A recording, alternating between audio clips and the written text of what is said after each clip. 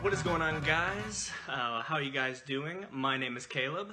My name is Ben. And welcome to the inaugural episode of the No One Asked podcast, where we give our opinions, even though no one asked. This is something that Ben and I have been talking about doing for a while, and then we just decided to put a camera down and start filming. So, Basically. yeah. I thought that a good way to start this out, instead of just tell us a little bit about yourself, introduce yourself to the whole class. Instead of doing that, what if we just did our top 10 films of all time, just as an episode? And the way this is going to go, we, in an ideal world, maybe once a month for this. Just whenever we can. Just whenever we can. We definitely want to do some stuff before Endgame. Right. Want to do stuff before Spider-Man. Yeah. I kind of have an idea for one before Hobbs and Shaw comes out. I'm down. I'm excited. But yeah, we'll get into that. But we're gonna go ahead and get started with our top 10. We're gonna be starting off with an honorable mention. So, Ben, what is your honorable mention? So just before I get into it, this list is not as easy as it sounds. It's not. Just so you know, I finalized this about 5 minutes ago. Yeah. It is an ever-fluctuating list. So sometimes my number 4 is my number 1. Sometimes my number 5 isn't even on the list. It constantly changes. But let's just get into it. What is your honorable mention? My honorable mention goes to the movie Creed. Creed, okay. Creed was a movie that I was really off and on about because as a kid, Rocky was like the guy I looked up to. He was that inspiration in my life, when life hits you, hit it harder. Yeah, yeah. Just keep moving, Keep moving go forward. the distance, go the distance. That's what they say. Yeah. And Creed was kind of like that, what's the word? It just helped me to kind of reminisce of the past. It was like a reminiscence of the past. Right, yeah. I believe South Park called them member berries. Yeah. But it was just so cool to see Rocky take Apollo's son under his wing and show him kind of the difference between what he was doing and how it's done. Right. By the way, I love that movie as well. It's not on my list, but it's one of my favorites. It's the classic passing of the torch. Right. Batman Beyond is one of those. Yes. The Mask of Zorro. Mm-hmm. Just the classic passing of the torch. They are dual protagonists in the same way like Bruce Wayne and Terry McGinnis are dual protagonists in Batman Beyond, because it's about Terry becoming his own man and Bruce kind of coming out of retirement, if you will. And it's the same for Adonis and Rocky. So I agree. Yeah. It was something that was really hard not to put on the list. Right, yeah. And I was like, I'm sorry, but I love you, but I can't. Right. I love you, but I can't. Oof. That just got deep. All right. Well, before it gets too deep, what's your honorable mention? My honorable mention is cheat. Really? I'm already cheating. I'm sorry. The reason that this is my honorable mention, I couldn't put this on the list, is because it's actually an 8-way tie. And there's a movie that's on my list that's very similar to these movies, but is better. So my honorable mention is the Fast and Furious franchise. I saw that coming when you said 8-way tie. It's an 8-way tie. I was like 1, 2, 3, Tokyo. Oh man, I love Fast and Furious. And the funny thing is I actually didn't get into Fast and Furious until probably about a year ago, probably around this time last year. Really? Yeah, I didn't get into it until probably around this time last year. You remember whenever you gave me Fate of the Furious? Yeah. I hadn't finished Furious 6 yet. Oh my goodness. Yeah, so Furious 6 was actually one that I was okay with, but it was kind of like, okay. Like Fast 5 was great. Yeah. If I were to give my number 1, Fast 5 is my favorite. Oh yeah. Tokyo Drift probably follows it. I love Tokyo Drift. Great. I don't know why. I've always heard that Tokyo Drift was the black sheep. I don't see that. I hear that all the time. I think it's just because Brian and Dom aren't in it. But I mean, right. Now, I'll be honest, the dude doesn't have any charisma. The guy, I don't even remember the main character's name. Neither. But Han. Han is one of my favorite characters in Fast and Furious, and so he's in it. He's great. I was always a big Too Fast, Too Furious. Brian's skyline is beautiful. That skyline is pretty good. Oh my God. If I were to give... Yeah, I know my favorite car is. What do you think my favorite car is in all Fast and Furious? It's apparently not the skyline. It's not the Skyline. Is it the Ice Charger? Mm-mm. What is it? My favorite car is actually from Tokyo Drift. I love Han's Mazda RX-7. Really? Yeah. I actually, funny story about that. When I was in first grade, we had like this, it was for science or something like that. It had to do with gravity. We had these Hot Wheels races. And so like we'd each bring our favorite Hot Wheels, from home, and we'd race them, and I would eventually find out that the car that I brought, which was my favorite Hot Wheels, it was actually Han's RX-7. Oh, no way. Yeah, so that's always the coolest thing. Yeah, like I'm watching Tokyo Drift, and I'm like, oh my god, that is my Hot Wheels car. But here's the funny thing: there was this one guy, I can't remember his name. I think it was like Sean or something. He was beating everybody. Like I think he had like a Ferrari thing or something like that. And I kind of say, I could probably beat him. And so Sean comes up and he's like, well, why don't we make this interesting? We'll bet our cars where we raced for pink slips is what we did. And it's a reenactment. Yeah. And I beat him. There you go. I still have his Ferrari. It's amazing. I still have it somewhere. I don't know where it's at. But... When it came to me with Hot Wheels, I grew up on James Bond. I always tried to collect. I would find them online on eBay, the James Bond Aston Martins, the Hot Wheels. I still, to this day, have like some of the original ones. I know, notably, I have the DB10 from Spectre. And it actually has some different features on it, which is really cool. Yeah. Hot Wheels are fun. In fact, we're actually going to be talking a little bit more about Hot Wheels later on in this video. Yeah. You don't. Oh. You don't. I know what you think, but that's not what it is. But it's not. I have no idea. Well, let's go ahead and move on. Let's get it officially started. Ben, what is your number 10? My number 10 is probably something no one would guess. It is called Pain and Gain. Pain and Gain. Starring Mark Wahlberg, Dwayne "The Rock" Johnson, and Anthony Mackie. Now, here's the funny thing. There are going to be things on these lists that, on my list that Ben hasn't seen, and stuff on his list that I haven't seen. I've never seen Pain and Gain. Pain and Gain is essentially the story of some bodybuilders who are doing these jobs so that they can get money to live the American dream. Right, yeah. To me, from the trailers, it always kind of looked like a Baywatch thing, or like it's you would think that it's like what Baywatch wanted to be. Yeah, it's kind of what it wanted to be. It was kind of like it's a Michael Bay film. Right. It came. I remember it came out right in the middle of his five. If we're talking about his 5 Transformers films, I think it came out in between 2 and 3 or 3 and 4. I think it came out in 2012 or 13. It was one of those. I just remember it came out and everyone's like, "What? This is Michael Bay and it doesn't suck." Right. And the thing I really like about it is that it's based on a true story, and if you ever see it, you're gonna say it's sadly based on a true story because it is so stupid. Yeah. But it's hilarious.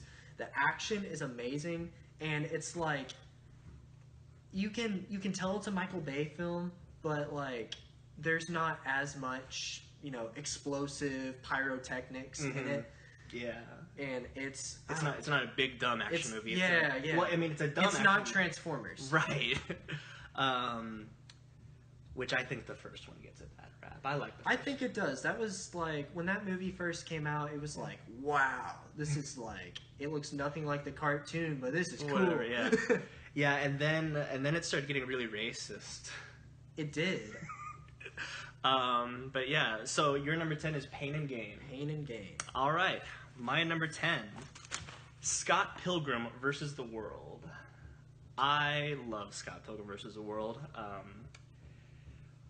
I'd never heard of it before the film came out. I remember that I think Kick-Ass was very recent as well. I had seen that and I thought it was really good. And then my uncle was telling me about it, and he said it was just kind of my film because, you know, if you don't know me from anywhere else, I'm big into fighting games and Street Fighter, Mortal Kombat, Marvel vs. Capcom. I love all those. Dragon Ball Fighters. It's great.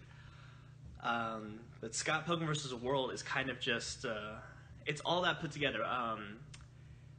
Something that's like it, that's more recent, is Ready Player One. I've never seen the movie, but I read the book, and I thought the book was okay. I didn't really care for it, but the thing is like, that's not for me. I'm not really big in the 80s. Scott Pilgrim vs. the World is just like between 90s, a little bit of early 2000s. They uses sound effects from like Street Fighter Alpha 3, a little bit of Legend of Zelda. There's a lot of Legend of Zelda in there, actually. And it's not just the movie. I love the books. You know, I read the books after the movie, which I would recommend you.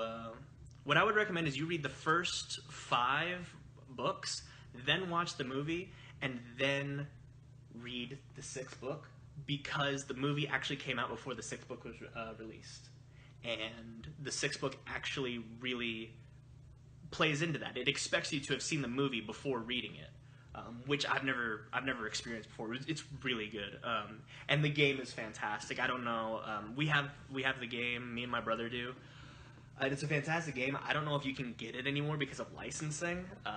It'd be unfortunate if you can't, but it's just a fantastic franchise that needs to be bigger. I was introduced to Scott Pilgrim when I was dating a girl in high school. She was obsessed with it, and I was like, Scott Pilgrim? Said, that sounds so weird. What is it? Yeah. I said, who's it have in it? She said, Chris Evans. I said, oh. Chris Evans is like barely in it. Well, you know, if someone says Chris Evans is in a movie. Well, and that's the interesting thing is you have all these comic book actors. They're already in the film. You have Chris Evans, Brandon Routh. Right.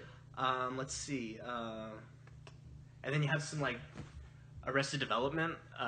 Michael Cera, Mae Whitman plays Roxy. Yeah. Mary Elizabeth Winstead, Royal Pain from Sky High. Right. Such a great movie. It is. I love Sky High. It's not on my list. Sky High is also really good. And then just Jason Schwartzman. Is it Schwartzman? I think it's Schwartzman. Yeah, as Gideon Graves is fantastic. He's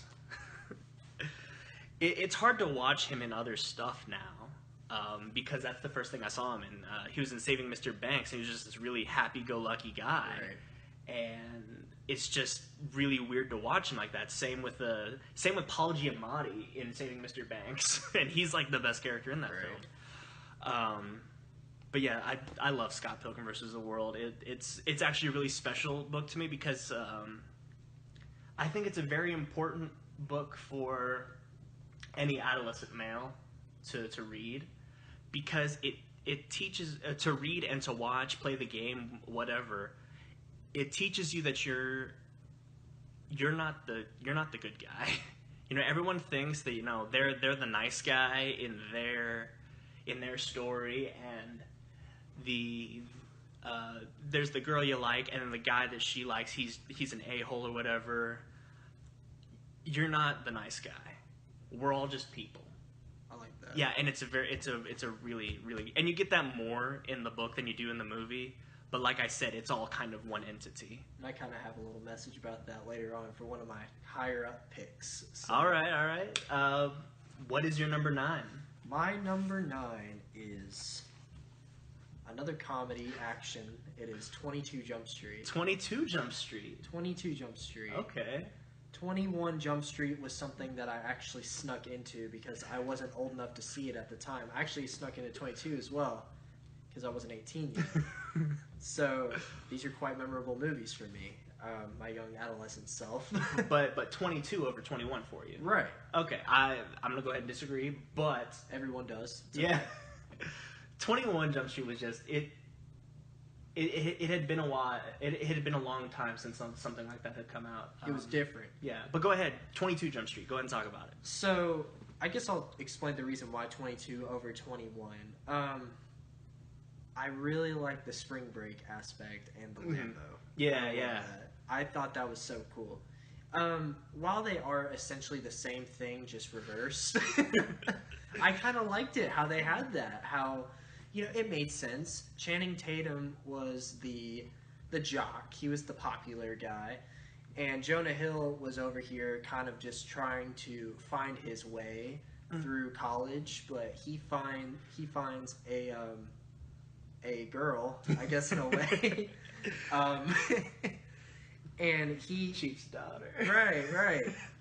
Spoiler. Oh, by the way, let's just go ahead and get this out of the way. We don't care about spoilers, so we really don't. I'm about to spoil it. Yeah. No, it's one of those movies that just constantly has me laughing. But my favorite scene is the scene that everybody quotes. It's, "Why ain't he talking? My name's Jeff." It's like, that's Iffy, man. And whenever he opens the crate, go, "What's in there? Drugs, guns," and a squid pops out. I love that. It's just that kind of dry comedy, I guess you can say. Yeah.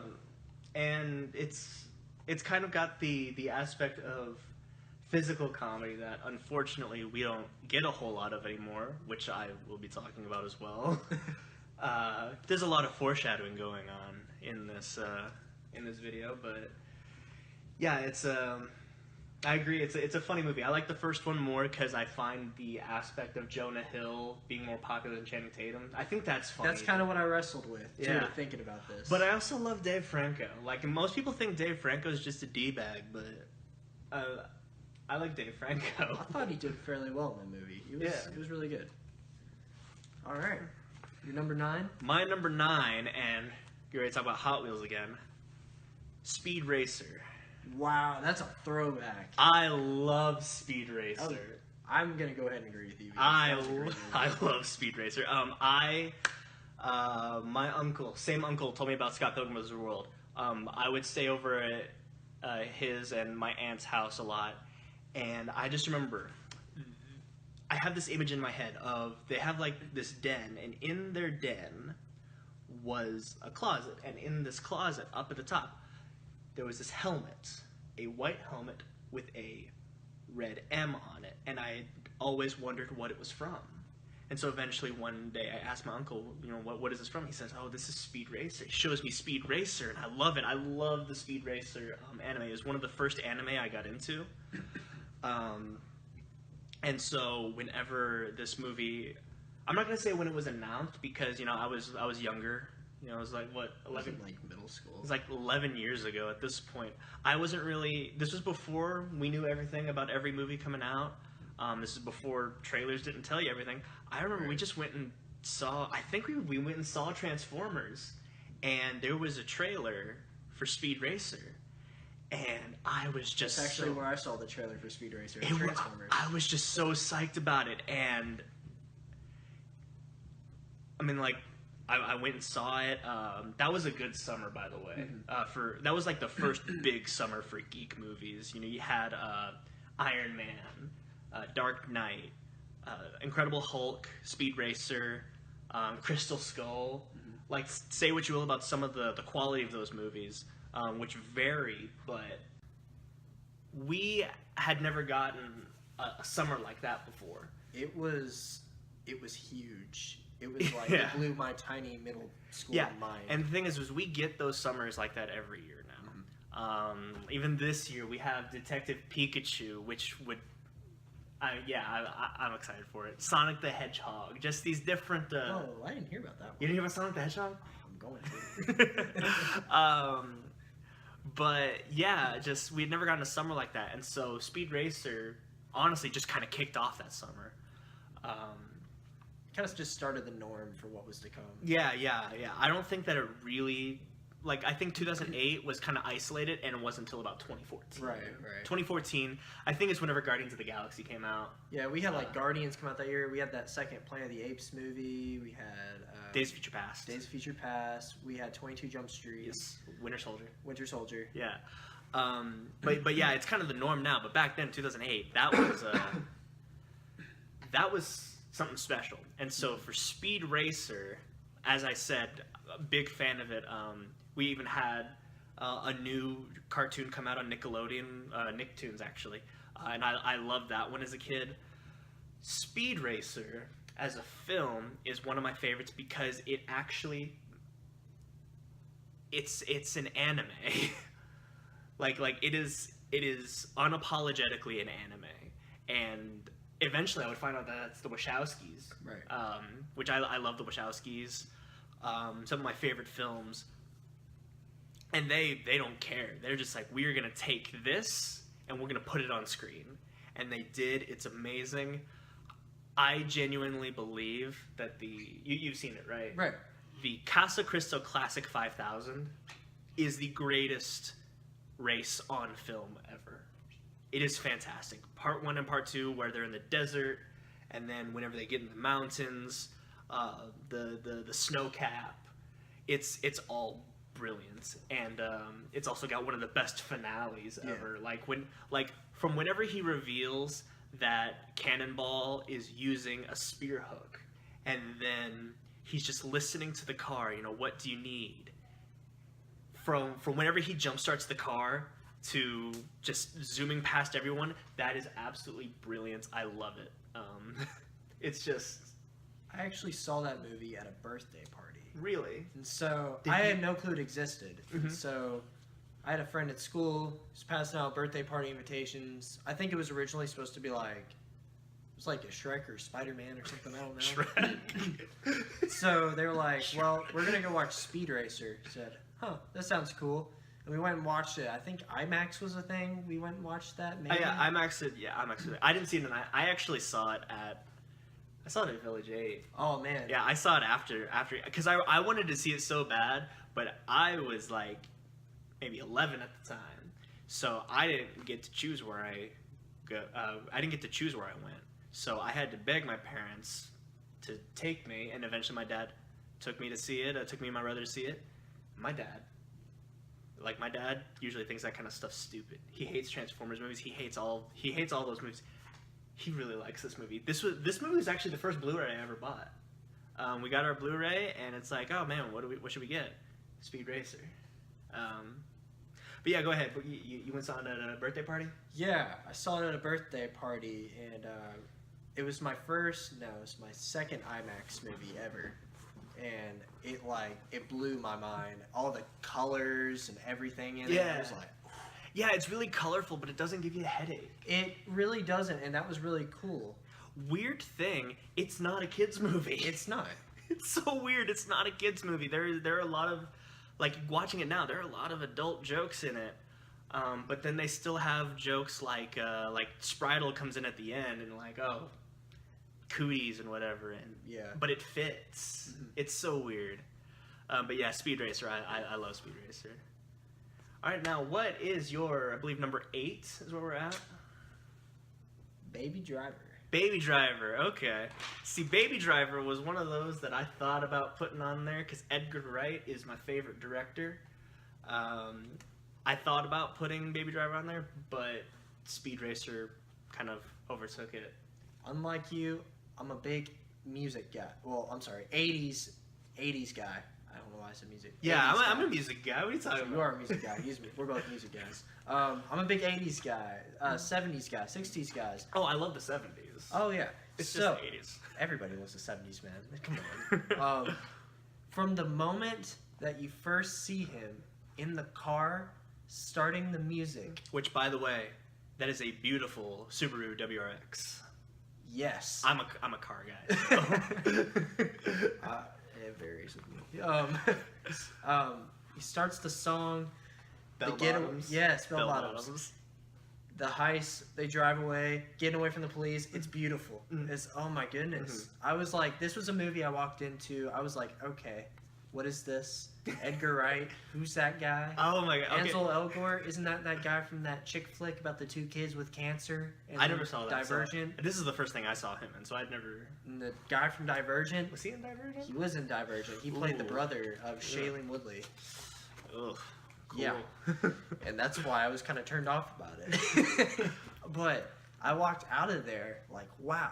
It was a mix of action, romance, there was comedy. I actually liked Jamie Foxx. Yes, yeah. I actually have a different experience with Baby Driver. Edgar Wright has been one of my favorite directors since I saw Hot Fuzz.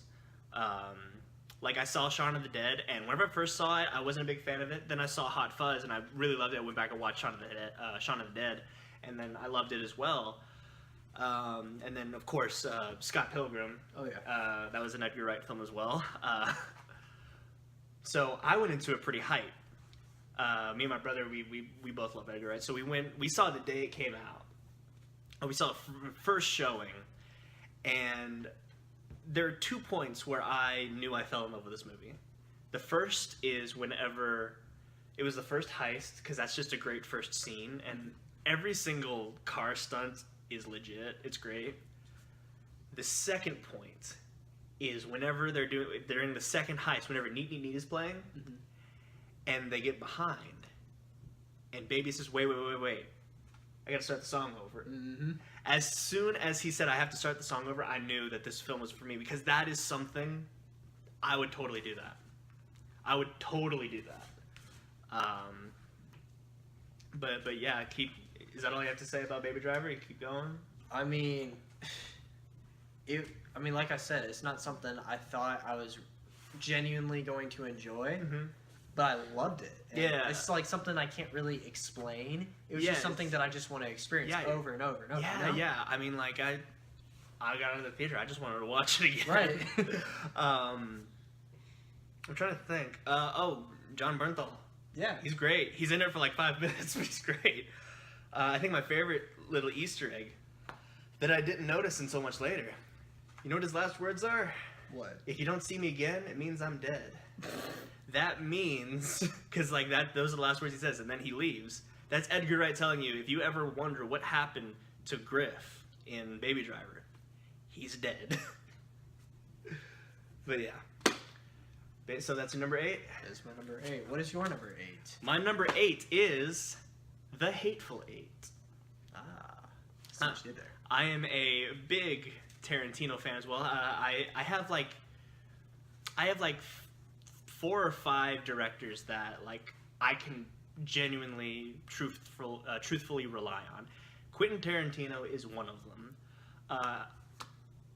I think he's only made one movie that I don't like, and that's just because he didn't write it. I'm not a big fan of Jackie Brown, and yeah, but that was based on a book. Right.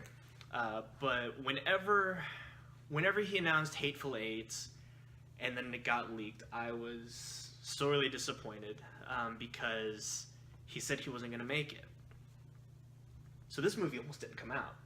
And then one time he just gets with a bunch of his friends. I can't remember who else got together with him, but they decided to have like a live action table reading, and they invited like people.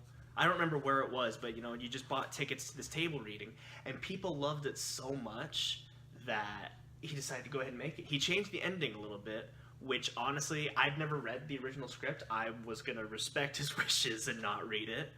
But watching the final cut, I have no idea how else you could have ended it. Hateful Eight is just such a great movie. Kurt Russell is fantastic. Kurt Russell has great chemistry with Jennifer Jason Leigh, and not like the romantic chemistry. Like these two people really hate each other chemistry, and it's fantastic. See what else?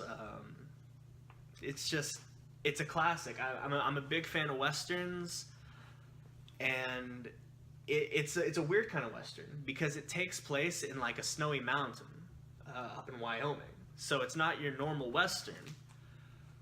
It's a nice mystery. It's got a lot of Reservoir Dogs, except I think this one kind of nails it better than Reservoir Dogs did. I think Tarantino needed to make Reservoir Dogs before he made this. But that's another good one. Yeah, that's like I said, I love all his films. And even Jackie Brown, it's not bad. It's just not my cup of tea. It's not my cup of tea. It's not horrible, but it's not great. It's not my cup of tea as well. Yeah. But yeah, and I'm excited for Once Upon a Time in Hollywood. That's I gonna did be, see something about that. That was pretty cool. That's gonna be fun. In fact, I want you to notice, I did not spoil Hateful Eight because I don't think it should be spoiled. Go watch it. I haven't seen it since the theater. I actually saw it in an early screening. Really? Yeah. Oh, yeah, we talked about that. Yeah, I saw it in an early screening, so it's a special movie to me. And this and more recently, Bad Times at the El Royale can be like switched out because they're very similar films. They're both great, but Hateful Eight is the one that kind of made it in the end. Right. So Ben, what is your number 7? My number 7 is Captain America: The Winter Soldier. Captain America: The Winter Soldier. Okay, that's a good one. It's a Russo brothers film. I love what the Russo brothers have done with Marvel. They're genius. They know what they're doing. Yeah, I mean, and here's the thing. I think it's safe to say that the MCU is in better hands with the Russos than with Whedon. Like, I love Joss Whedon, but like the Russos definitely they get it. Yeah, like I feel like the first Avengers movie, it's one of those. Oh yeah, it was one of those. The first time we got to see them all team up. Yeah. That's kind of what he gave us instead of a, action experience. It was more of just a the spectacle was seeing getting them all on the screen together. Right, that was the spectacle. The spectacle was not the film itself; it was the idea. Right. But Winter Soldier really changed the way I looked at Marvel, and it was one of those. I loved the first Captain America. Mm-hmm. Yeah, it's probably first Captain America is probably my favorite of Phase 1. Yeah.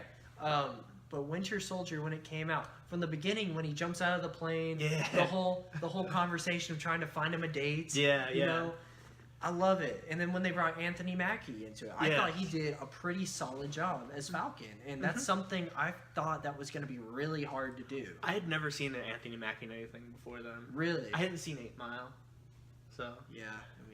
I mean that's pretty much he lost. We'll say that. Of course, you lose when you go up against Eminem. All right.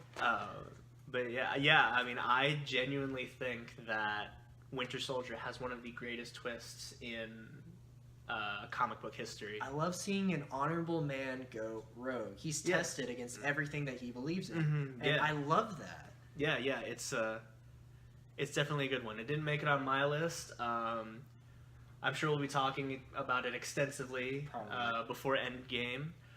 But yeah, it's a good one. It is great. All right, Caleb, what is your number 7? My number 7 is actually another Western. Tombstone. Oh, I was about to say that. I was like, is it Tombstone? Tombstone. Tombstone is a special movie to me because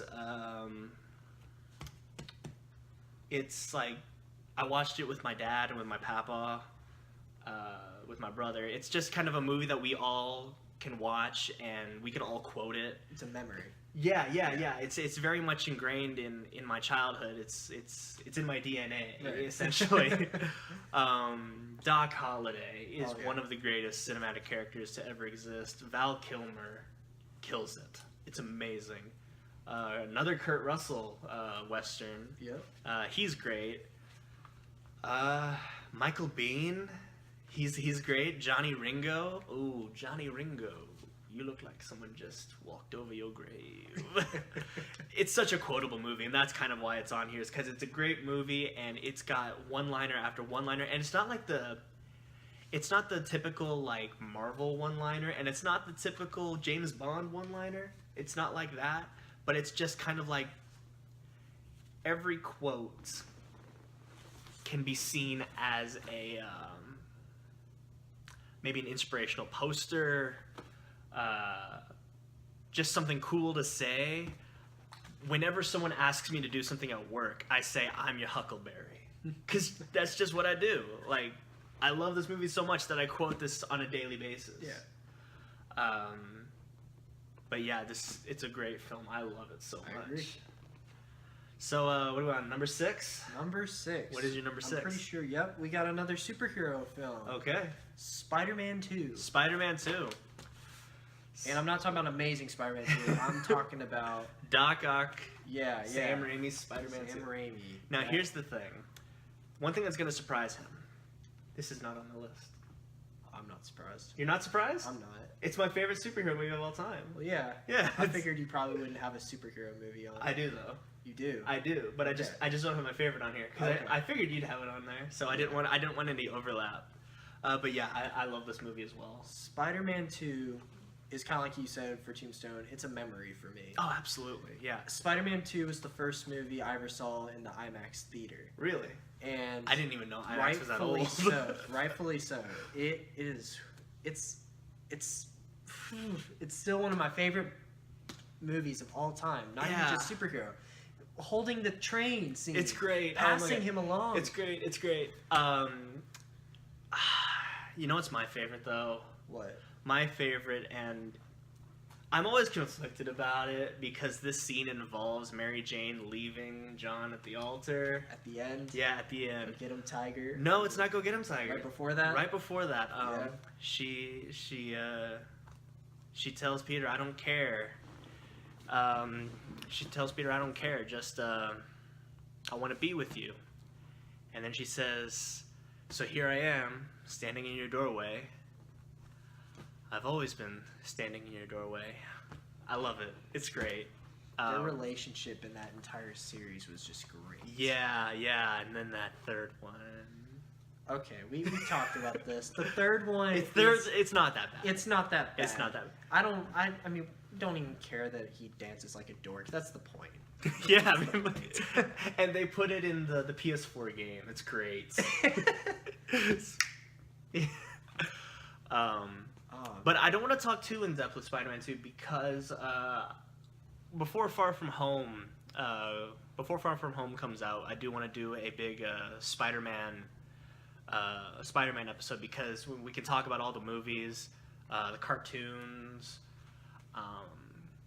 the video games. Obviously, I don't think Spider-Man would be where he is currently right now. It had not be for the video games. I agree. I grew up with them. Yeah, or without GTA 3 because we wouldn't have those games without GTA 3. If you're under the age of 17, we do not condone this game. A lot of these films, if you're under the age of 17, go watch them. Don't watch them. This means you, Malachi. I know he's watching. Okay. So my number 6, guess what?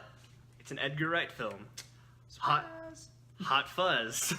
I love Hot Fuzz. Hot Fuzz is actually a very special film to me because I'm going to the University of Louisville. I'm a criminal justice major, and it's partly because of this film. I love Hot Fuzz so much. It is so funny. It can be a fun action buddy cop film without the action. At least until like the last 15 minutes. But those last 15 minutes are fun, but like you watch this film for like the desk jockey work. You know, that stuff is funny. I also think that it has some of the best. We were talking about physical comedy. This has some of the best physical comedy ever. Jumping over the fences is always funny. It's in like every Edgar Wright film. He's jumping over the fences, and it's always funny because he does it different every time. I still think that probably one of the funniest scenes in cinema is, you've seen it, right? Yeah. Everybody's seen Hot Fuzz. Yeah. Whenever they go to the Shakespeare homage, that scene is the funniest thing ever. Because, like, at first you just see the absolute, just kind of disgust, because it's a weird thing. Like, so you see what's going on stage, and then it cuts to Simon Pegg and Nick Frost's faces, and so it cuts back and forth. And so as it's going on, you know, Nick Frost just kind of looks bored. Simon Pegg just kind of has this look of disgust. And then whenever they go into the song, like after that, it's just sheer shock. Simon Pegg is me during that scene because I don't know what's going on. But yeah, it's great. Timothy Dalton is great. I never thought I'd be able to say that until I saw Hot Fuzz. Oh, you don't like Timothy Dalton? I wasn't a big Timothy Dalton fan. Well, I don't have License to Kill on here, but I do love License to Kill. So I'll give you a pass on that one. That is a pretty good story. Looney Tunes back in action. I forgot about it. He was in that film. It's weird. But yeah, Hot Fuzz is one of my favorites. If you don't know, it's actually up there with one of the that and I believe End of Watch, two of the most accurate police films ever. I don't think I've seen End of Watch. End of Watch is pretty good. It's not as fun as this. Did it have Michael Pena and what's his name? Michael Pena and Jake Gyllenhaal. Jake Gyllenhaal. That's it. We'll be talking about him with Far From Home as well. I'm sorry. Yeah, it's whatever. But yeah, I love Hot Fuzz. It's a great film. That was one of those movies that I am so sad did not make it on my list. I was battling with so many buddy cop movies and just comedy movies. Oh, here's the thing. Buddy cop films are my favorite. There's a superhero buddy cop film that did not make it on here, which is a surprise for me, but just something else made it out. So I love buddy cop films. It's not the last buddy cop film on my list, actually. Uh-oh. There's other ones. But let's go ahead. I believe number 5. Number 5 is Lord of the Rings: Return of the King. All right, so here's how this is gonna go. I'm gonna go ahead and give my piece, and you can click off the video if you'd like. I am not a big Lord of the Rings fan. Tell them how you feel about Fellowship. Fellowship is my favorite. I'm okay with that. Fellowship was my favorite. Fellowship. I'm not much for like the whole war between everybody. I like the adventure, and so Fellowship of the Ring just kind of had like that Legend of Zelda feel to it. Yeah. You know, I enjoyed that. And then of course, who can forget the actual formation of the Fellowship of the Ring? That is just so cool. You have my bow. You have my axe. Exactly. Yeah. I love that. But I'm past that. I'm not big in Lord of the Rings, and then Hobbit didn't help. I'm not gonna disagree with you on that. The Hobbit was kind of like, I knew it wasn't gonna be as great as it sounded. Yeah. But you know what? We're not talking about the Hobbit, please. Return of the King. Return of the King was the first Lord of the Rings movie. It was the only Lord of the Rings movie I got to see in the theater. I never saw any of them in theaters, so. For me, it has some of the most memorable moments in all 6 movies. And I just love the story of a man who's carrying a burden and taking it to a place to destroy it. The Ring.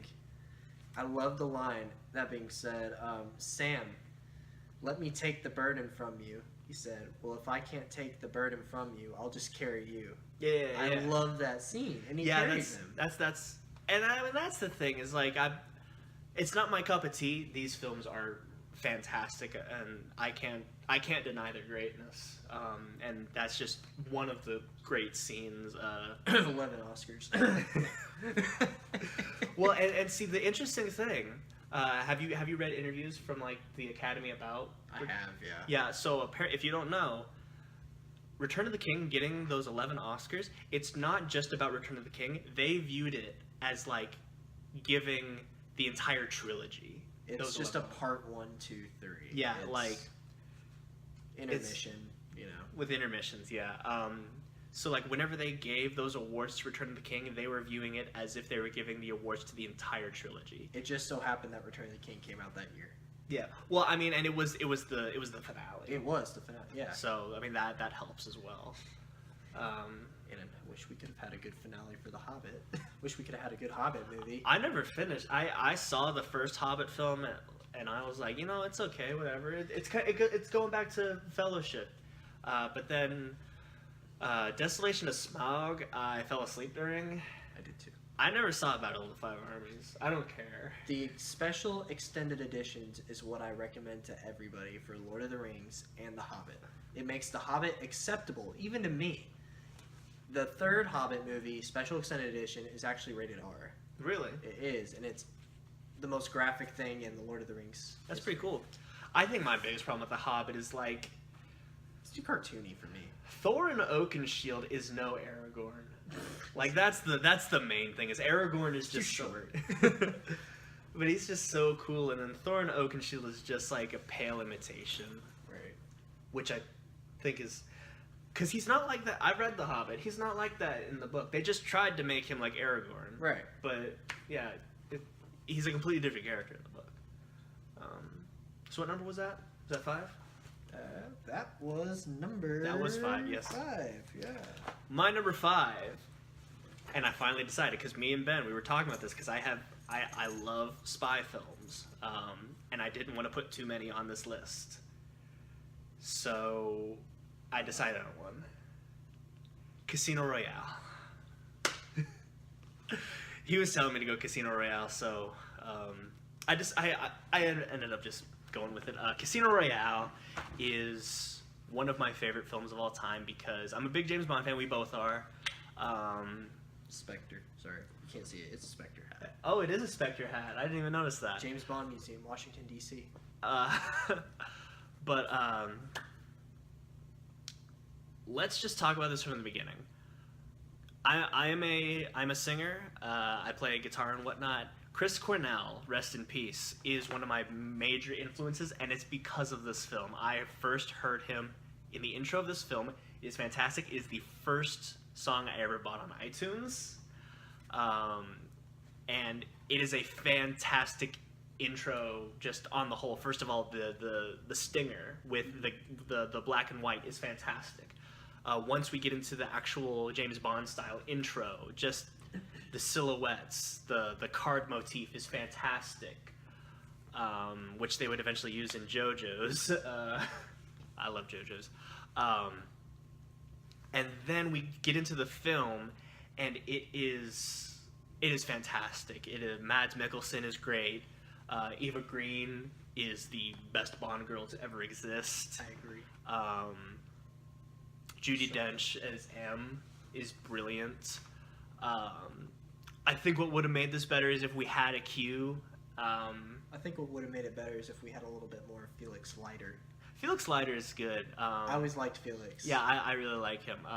Now, there is a downside to this film, and that's why I struggled putting this on there, but eventually I just went ahead. It is a very difficult film to follow. In fact, I didn't notice it until my other uncle... until my other uncle pointed it out to me, because I've just seen this movie so many times that I don't even notice it. I know like what's going on. This is a very difficult film to follow, because he goes from Haiti to the Bahamas to Miami to Monte Carlo, just from place to place to place, and it's just really hard to follow. And especially if you're like my mom and you can't really understand like British accents very well, you don't really know what's going on anyway. But yeah, whenever he's at like the resort, that is one of my favorite set pieces because it's just fun. I've even based my vacation attire off of that, just like. Gray dress pants, a white polo. I do have that, and I wear that every time I go on vacation. But yeah, Casino Royale is my favorite spy film of all time. Ben, what is your number 4? He's got a. Oh wait, I know what it is. I know what this is now. So yeah, he's got a surprise in his backpack, and I know exactly what it is now that we've gotten to it. I didn't know what it was before. He's struggling to get it out. Dear God. Raiders of the Lost Ark. Raiders of the Lost Ark. So, go ahead and talk about it, and then I'm gonna ruin the film. Anybody can ruin the film. I just like to have my moments. So, Raiders of the Lost Ark is actually the first movie I ever legitimately watched, according to my dad. Not even joking. Okay. Yeah, so, go ahead. Indiana Jones, there's a lot of movies back then that had inspirational characters to me that I kind of looked up to. Indiana Jones, not exactly I looked up to, but he was always like he was the cool guy when I was growing up. Indiana Jones, Han Solo, you know, cool characters. He flies a freaking spaceship. He goes, gets a beautiful girl, finds hidden treasure like from the Bible. That's the coolest part about it, you know? You go to church, you read about the Ark of the Covenant, and then there's Indiana Jones going out finding it in a really, you know, cool way. And I don't care if he's totally relevant to the story, if that's what you're thinking. That's not what I'm thinking, actually. Well, I'm talking to the viewers. Oh, okay. If that's what you're thinking. If that's what you're thinking. He's totally relevant. He actually is. Thank you. No, you don't want to. You don't want to thank me. I've always been a huge Spielberg fan as well. Always big Universal Studios fan. Indiana Jones: Raiders of the Lost Ark. First movie I ever saw. Amazing movie. Okay, first of all, Last Crusade. Last Crusade. That's number one. I agree. Second thing. You ready? Yeah. I don't think I am, but yeah, go for it. Now, the argument for this film is that Indiana Jones is not relevant in the film because everything that happened would have happened the same way had he not been in the film. They would have eventually found the Ark of the Covenant, they would have opened it up, and they would have all died. Doesn't matter if Indiana Jones was there. Now, all of that is true. However, one thing would have been different. If Indiana Jones wasn't there, he wouldn't have been causing all that trouble. And so the professor guy, I don't even remember his name, he wouldn't have been able to convince the Nazis to open it up right then and there. Major Tote or whatever. Yeah. He would not have been able to convince them to open it up right then, right there. So I can only assume here's what would have happened if Indiana Jones wouldn't have been there. They would have taken the Ark of the Covenant, they wouldn't have opened it up, and then Mr. Adolf Hitler would have wanted to be there as well. They would open it up, and Adolf Hitler would have died. So if Indiana Jones was not in Raiders of the Lost Ark, World War II, for the most part, could have been avoided. That's my movie, man. That's just a fun one to deconstruct. Don't worry. My number 4, you're going to be able to deconstruct if you want to. Okay. My number 4 is T2 Judgment Day. I love that movie. Yeah. I mean, it was one of my honorable mentions I didn't mention. So it's just honorable. It's just honorable. Terminator 2 Judgment Day is a phenomenal film. It is one of my favorites. And what I just did with Raiders of the Lost Ark, I can also do with Terminator 2. It doesn't matter, but it's just fun to do, to just talk about how the time travel makes no sense, how the Terminator, how Skynet's plan is flawed. It's all really interesting to think about. But yeah, this is just a great film. That movie introduced me to Guns N' Roses, actually. Really? You will be mine. I truly believe this film has one of the greatest cinematic villains of all time. Big fan of the T-1000. Absolutely terrifying, and it's absolutely beautiful the way the effects are. It's fantastic, and that's the one thing that I love about James Cameron. Every time he comes out with a film, film technology is sprung forward at least 5 years. We could not have Jurassic Park or Lord of the Rings without Terminator 2. Agreed. And that's why I'm excited for whatever he's got coming up next. Like, I'm not a big fan of Avatar, Next year. Yeah, but Avatar really shot us forward. We wouldn't have had stuff like Prometheus or maybe not even The Force Awakens without Avatar. which means that whatever he's got coming out next, whether it be Avatar 2 or something else, we're going to shoot forward again. And that's just really exciting to think about. Just throwing this out there. I'm not a Force Awakens fan for reasons. Force Awakens is great. It's not my favorite Star Wars film. I Return of the Jedi. I walked out and I've never finished it to this day. You've never finished Force Awakens? No. Is it because of... It's because of that. It's because of that. I literally yelled in the theater and said, "What the crap? Why would you do this?" And I walked out. I think it's pretty obvious why they did it. I know it's obvious. And I didn't want it to be that obvious. We'll talk about Star Wars some other time, maybe before Trixie comes out. Yeah. Yeah, like, if you don't know, Trixie is the working title for Episode 9. We don't know what it's called yet, so I'm just calling it Trixie. I kind of figured. Yeah. Just in case they don't know. Right. But yeah, Terminator 2, it's great. Modern Warfare 2. Yeah. Model 1887.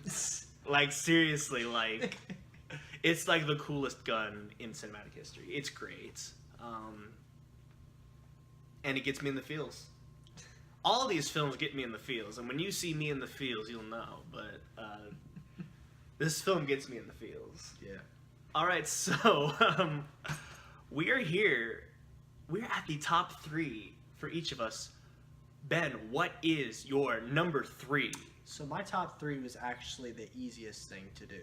It was everything else that was the hardest. No, actually, my like 1 through 7 or something like that. That was pretty easy. This was the hard stuff for me. All right. My number 3, Rocky 4. Rocky. Again, kind of like what I said for Raiders. This is something I watched as a kid. But it gave me motivation and life lessons that I still hold to today. You know, it's so cool to watch somebody, you know, he holds Apollo in his arms after this man has just killed him. If he dies, he dies. He does. I love that. Well, no, I don't actually. But oh man, that's the best part, when Apollo died. If we're being completely honest, I thought the death was kind of cheesy. How he does a little spin. Oh, and that reminded me of Punch Out. I mean, yeah, but it's like if Little Mac actually killed Soda, or like if Soda Popinski actually killed Little Mac. Because I mean, yeah, Soda Popinski. I think it's really the training montage and the music. Hearts on Fire is great. Hearts on Fire, No Easy Way Out. Dude, those are some good songs. Yeah. And it fits in the movie. Even the song is called Training Montage. When he's training in Russia, you know, he's got the line. He's going up and over the line. You know, dude, it's great. And even up until the final battle, when he's able to take him out. It's so cool. Someone who's so much bigger than him. And if you've seen pictures of Sylvester Stallone in real life, he's not that tall. He's not. Dolph Lundgren is actually huge. I think I'm probably about as tall as. Yeah. But yeah, Rocky 4. Now, it's not the most. To me, it's not the most inspirational. It's the coolest Rocky to me. But the most inspirational would be Rocky Balboa. That's another thing. I love Rocky Balboa. I love Rocky Balboa. Rocky 2, Rocky Balboa, and Creed are my favorites. Rocky 2 is actually my dad's favorite. It's great. It's the rematch. I like Rocky 2 because it's not just about Rocky, but it's also about Apollo and his having to deal with, yeah, I won, but I lost. Right. And it's a very interesting film, and so like that's why whenever people are talking about Creed being kind of a sequel to Rocky 4, because you know it's about his son, the way I view it is Creed is a sequel to Rocky 2, and you know Creed 2 is a sequel to Rocky 4, because Rocky 2 is about Apollo, and another honorable mention, Creed 2. Oh my god, I loved it. You could feel the punches. Alright, Caleb, what is your number 3? My number 3 is The Matrix. Did you say The Matrix? The Matrix. Okay. Explain. The Matrix. I love The Matrix. You know how you say Raiders of the Lost Ark is one of the first films you ever saw? The Matrix is one of the first films I ever saw. I was probably about 3 years old. Shouldn't have been watching it. I did not understand it. And I didn't even go back and rewatch it until I was probably about 15 or so. But you know what? It's one of my favorite films. It's nice kung fu action. I've already said how much I love the Wachowskis. And it's absolutely brilliant. Just the philosophy of it. I'm really big into the philosophy that films can like convey. You know, Terminator 2 has types of philosophy that it can convey. More films coming up on my list can talk about the philosophy of film of just life and stuff. You know, it's great. That steak that Cypher eats. It's been a long time. How long? It's been about 20 years since The Matrix came out. I still want that steak. But it's great. Keanu Reeves is brilliant. Here's the thing. Keanu Reeves gets a bad rap for no reason. That's true. And I don't think it was until John Wick came out that people started to see, oh man, this guy can act. And I mean, like, I saw it before then. I saw it in this. I grew up watching Bill and Ted's Excellent Adventure. And if I were to just, it's The Matrix, I'd put the trilogy in here. I like Revolution and Reloaded. I like those. Obviously, not as much as the first one. The first one is the best of them. The first one works on its own, and then that's some of the best parts about it. But yeah, it's just brilliant. The action is great. I'll be honest, I love what it did for films that followed because everything tried to copy The Matrix, and I like those films. I love Underworld. I love Equilibrium. I love Daredevil, the director's cut. Glad you said that. Yeah. I was about to. But yeah, I mean, just it's got a brilliant aesthetic. The lobby scene absolutely is one of the greatest action scenes of all time. Some of the scenes that stick out in my head, even from whenever I was 3 years old, Trinity just hanging in midair. That's great. Neo versus Morpheus in the in like the karate scene. That's great. Kung Fu. I know Kung Fu. Show me. And then whenever Mr. Smith like gets rid of his mouth, that really sticks with me because that really freaked me out as a kid. But yeah, I love The Matrix. I mean, it was something I watched when I was a kid as well. I mean, I probably shouldn't have watched it as a kid. My parents did. My dad like rented it or something, and I was just behind the couch watching it. They didn't even see me. My dad hadn't been remarried yet, so we would just watch movies together. So I think he rented it and we both watched it. Yeah, means you're like younger than me, so you were younger whenever you watched it. Yeah. My parents got remarried, my parents got married in 2002. Well, maybe, okay, so maybe you were older than me whenever I saw it, because like I saw it when I was 3, and you probably saw it like, what, 2002 or something like that, 2001? Like 2000, 2001. Something like that. We should have been watching it, so that's the bottom line. Again, if you are under the age of 17 years of age. We abide by the rules of the MPAA. I'm not gonna say that. But yeah, I love The Matrix. I mean, it would be an honorable mention. It's honorable for me. Yeah, it's a good one. So what is your number 2? My number 2 actually just came out last year. Oh boy, here we go. Bohemian Rhapsody. You're gonna go with that one? I did. Okay. Because this movie, there's movies that get me in the feels. This movie actually put me in the feels instead of just giving me the feels. Okay. I felt what Freddie Mercury was feeling, you know. But here's the thing. This is what I was saying earlier about how you were saying we put the character up as such a great guy, but he's such a bad guy. Yeah, he was Mr. Bad Guy. He was Mr. Bad Guy. He was a horrible person in history. And I'm not talking about the personal life stuff. I'm just talking about in general.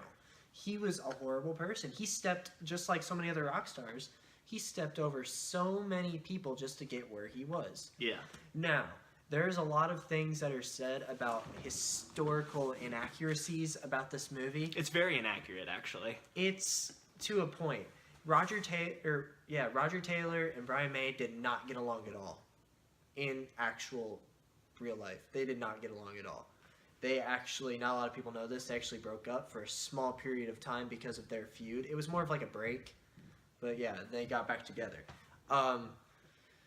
But it's just something about Freddie's search for finding somebody to love while he's playing the rock scene, while he's dealing with the substance abuse, while he's got everything else going on around him, and he's just lonely. And it just puts me in the feels. I don't know. I feel for him. But it was the whole recreation of Live Aid at Wembley Stadium, 1985, that got me. That was cool. I felt like I was there. I saw this in the IMAX theater the night it came out. I felt like I was there. People in my theater were singing. By the last song, We're the Champions, everybody in my theater, I'm not even lying, everybody was stood up and singing this song. That is how you know a band has left a legacy. A man has left a legacy. Yeah. And I love that. And that's something I really had to think about when putting this as my number 2. You know, I don't, you know, who cares about his personal life and stuff, Freddie? I'm not putting him up as a great guy. Like I said, he was a bad guy. But he left a legacy, which is amazing. You know, and, you know, made his mark on the rock and roll, you know, world as it was and still is today. Yeah. I mean, Queen is one of my favorite bands, so... First band I ever heard from the 70s. That's actually another one that I actually haven't seen yet.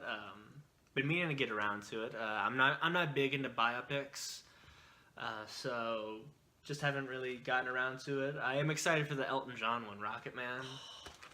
That one's gonna be fun. So my number two. It's time for the superhero film, The Dark Knight. I had to go with it. It has been almost 11 years since The Dark Knight came out, and I still don't think it's been topped by any superhero film ever. I agree. Yeah, it has not been topped. People have, every time like a new Marvel movie comes out, there's always like a BuzzFeed article or whatever, like a clickbait article that says, is Infinity War better than The Dark Knight? Every single time a Marvel movie comes out, that question comes up. And if that question comes up every time, that means this movie's special. Right. This movie is special. And the reason that this movie won't ever be topped is because, and I want to talk about this at length at some point, I think we're getting too close to the comic books. I love reading comic books. I've been reading comic books since like 2003. Ultimate Spider-Man's one of my favorites. JMS's Spider-Man. Nick Spencer's Spider-Man's doing really well. Tom King's Batman. Like, we're getting too close to the comic books at this point. To the point where it's not any different. Right. But this one, it's its own thing. Like, honestly, it's one of those things where you could probably take Batman out and still work as a crime thriller. Heath Ledger, man. Heath Ledger's Joker is fantastic. I remember seeing this movie in the theater. Yes. My mom was really off and on about my dad at the time taking me to see this. She goes, "That looks really messed up." Well, here I've got a similar story. Christian Bale actually took his... Hashtag bring back Bale. Christian Bale actually was talking about his 9-year-old daughter seeing this film, and so my mom was like, okay, so if Christian Bale's 9-year-old can see who it... played Batman in this movie. If Christian Bale's 9-year-old can see this film, so can mine. And so my brother was 9 at the time, and we went to go see it. It was me, my dad, my brother, my mom, and a couple other people. We went to go see it, and it's a great film. My mom was horrified. Oh, I bet. But it's a great film. The special thing about this film is it's not horrifying in the particular sense that most people think of. It's not like gory or anything. Everything horrifying happens off screen. So your mind is what scares you, because anything that Christopher Nolan can put on screen, which by the way, Christopher Nolan's one of those directors that like I can always rely on him. Right. I wasn't a big fan of Interstellar, but Dunkirk, he made What's it. Interstellar? Never heard of it. Dunkirk, he made that comeback. But the best thing that Christopher Nolan could put on screen to scare you is nothing. And that's the best form of scare. Yeah. Right here. I mean, Aaron Eckhart is brilliant. I want to say this is one of the first films I ever saw him in. He's great. We've talked about Heath Ledger. Maggie Gyllenhaal is great. Right. Who else is in this? Gordon. Oh, yeah. Gary Oldman. Yeah. Gary Oldman's great.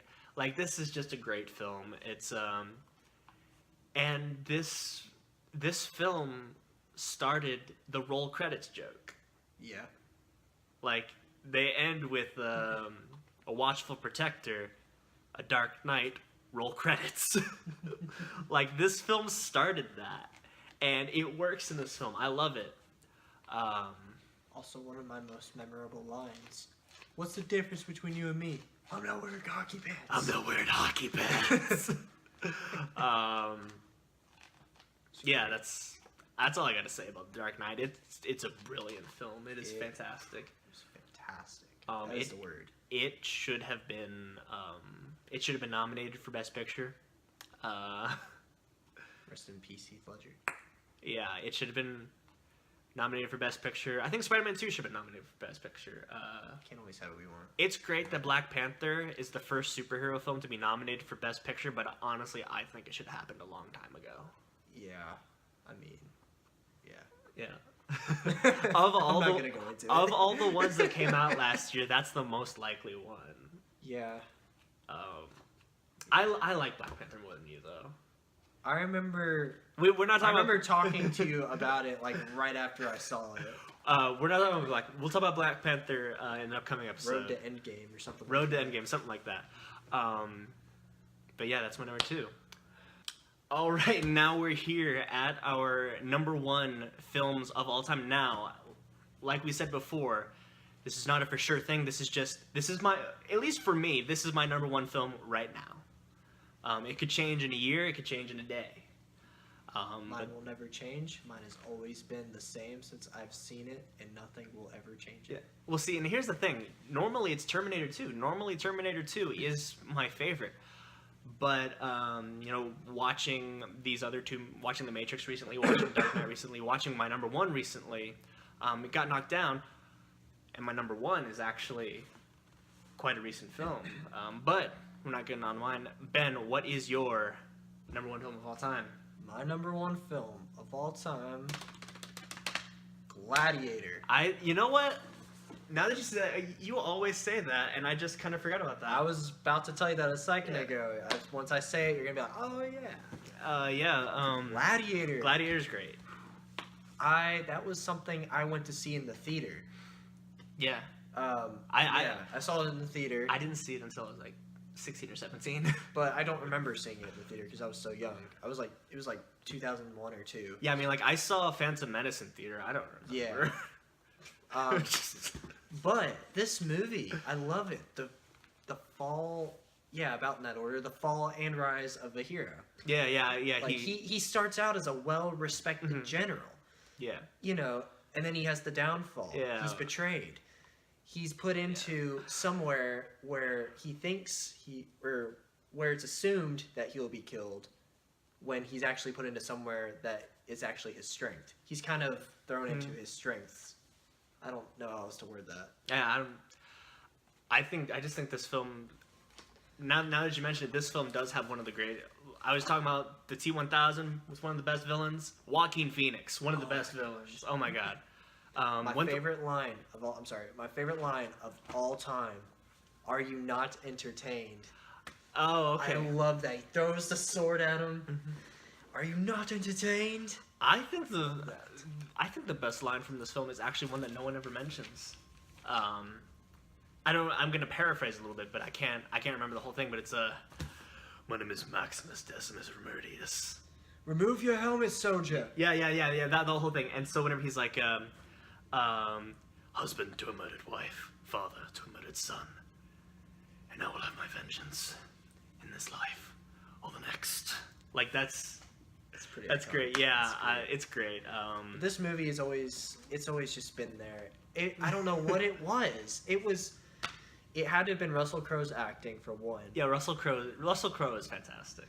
You know, I've had my ups and downs with him at some points in his career, but that's always been like, remember, he was Maximus Decimus Meridius. Well, yeah, he was Maximus Decimus Meridius. He was played Robin Hood. Yeah, that was okay. That's what I'm talking about. Beautiful Mind was great. Yeah, but yeah, Russell Crowe was great. One thing that's always bothered me, I've had a lot of people tell me I look like Joaquin Phoenix, and I don't know how I feel about that. I don't know if is he attractive or not? I don't know. Is that? One time I had a girl tell me I look like Chandler from Friends, and I'm like, is that a good thing? And she didn't even tell me. What?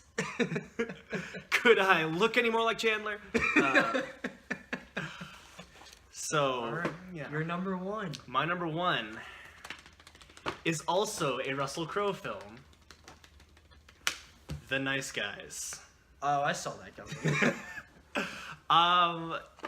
Ironically, this is the most recent film on my list. Came out in 2016. I'm a big Shane Black fan. And unfortunately, this is the only Shane Black film on my list. But I just feel the same way I do about Edgar Wright. He's a great director. He's known more for his screenplays and whatnot. He wrote Lethal Weapon 1 and 2, Monster Squad. Yep. But he's also directed Kiss Kiss Bang Bang, which is fantastic. Iron Man 3, which is my favorite MCU film. Go ahead and click off if you want to again. I love Iron Man 3. And then Predator was pretty good, I guess. It's a pretty good comedy. Yeah, it's all right. Of the four that he's directed, Predator is definitely his worst. Nice Guys is definitely his best. I love it. The weird thing about The Nice Guys is it makes me nostalgic for a decade that I didn't live in. I've had that feeling before. Yeah, it's so weird. And what I love about The Nice Guys is it looks like it's set in the 70s, which it is, but it doesn't look like us looking back on the 70s fondly. Like, this is Shane Black looking back on the 70s like, man, the 70s really sucked. And it's great. If you don't know what it's about, it's a buddy cop film starring Russell Crowe and Ryan Gosling. And it's about them working a case that has to do with the disappearance / murder of a very famous actress. It's about porn. But it's really cool because they're both working the same case, but they don't come together until like maybe 20 minutes into the film, because Ryan Gosling is a private investigator and Russell Crowe is just kind of he's the muscle. If you want something taken care of, he can take care of it for you.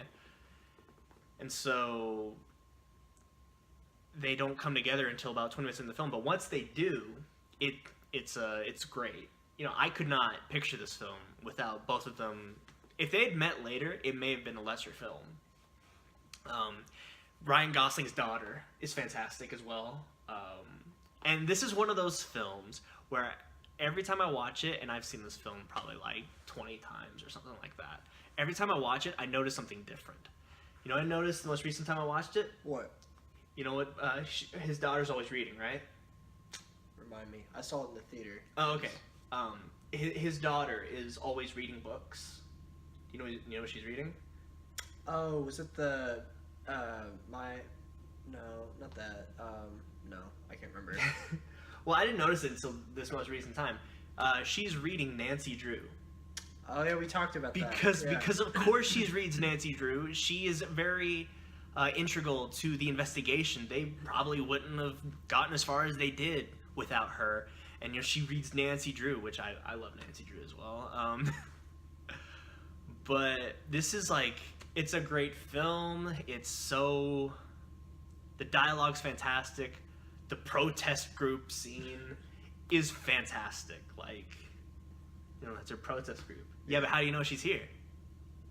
That's her protest group. And then it's got, I think, Are You Not Entertained is your favorite Russell Crowe line. My favorite Russell Crowe line is actually from this film.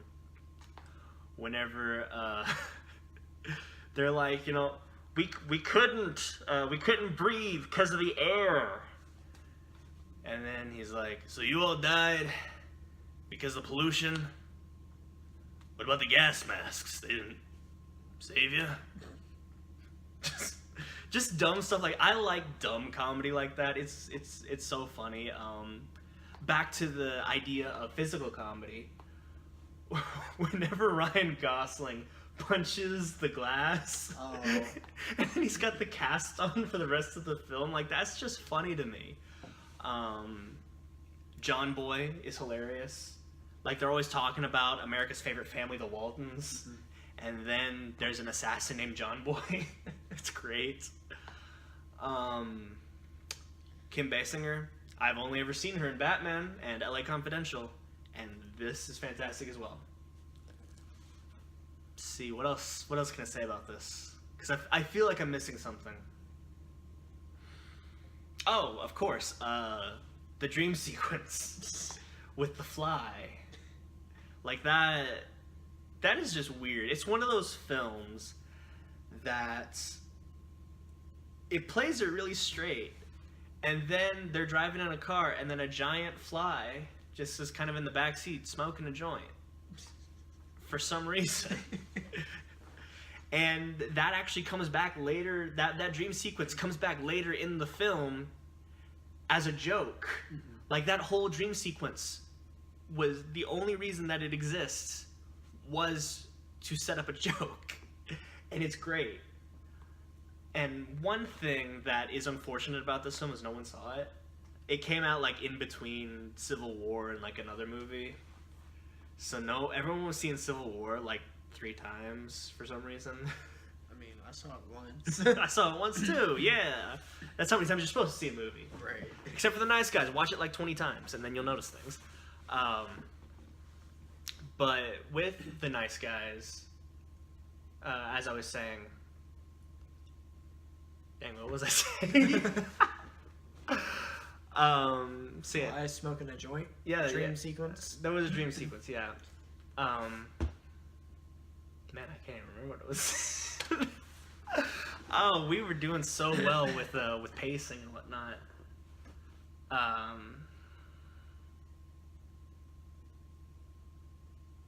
Is there anything else you have to say about this movie, or? If I can't, we'll edit this out. All right. Yeah, you know what? I can't think of it. Oh man, that really sucks because I felt like it was gonna be something really profound there. But yeah, The Nice Guys is just one of my favorite films. It's so funny. It's fun. The acting is phenomenal from everyone involved. Even the old lady with Coke bottles for glasses. Yeah. They're just so thick. It's a great film. I love The Nice Guys. I love Shane Black. Love his writing. Love his directing. He's just brilliant, and he doesn't get as much praise as he deserves. Especially after that last Predator movie. He got so much flack for that. He did, and I mean, like, it's not that bad, you guys. Come on. I enjoyed it. Yeah. It's a fun Predator. If that's enough. Yeah. Well, everyone, thank you so much for joining us on this educational and excellent adventure through our top 10 films of all time, plus honorable mentions. Ben, you also have a YouTube channel of your own. Where can people find you at? Tempting Frog 272. Tempting Frog 272. And what kind of content do you normally post there? As of the past couple months, nothing. But I've just recently purchased a PlayStation 4 and I'm getting Spider-Man. And I'm planning on doing a Spider-Man playthrough, which it will be the first time that I've ever played through the game, as well as you all. If you haven't played it already, hopefully. I mean, and if you haven't played it already, go play it. I bought it just on a whim. And that's kind of whenever I started to love Spider-Man again, is where I started playing that. Probably have some Call of Duty, some Red Dead Redemption 2, all that fun kind of stuff. Yeah, and you can find me at Bulldog Brawler. Most of what I post is, like I said with Scott Pilgrim, I'm big into fighting games. My main one right now is Dragon Ball FighterZ. Probably posting some Smash Brothers as well, getting into that. And then whenever Mortal Kombat 11 comes out, I'm gonna be grinding that game hard, man. I'm so psyched for that. It's gonna be a good one. It is. But once again, thank you for joining us. See y'all next time.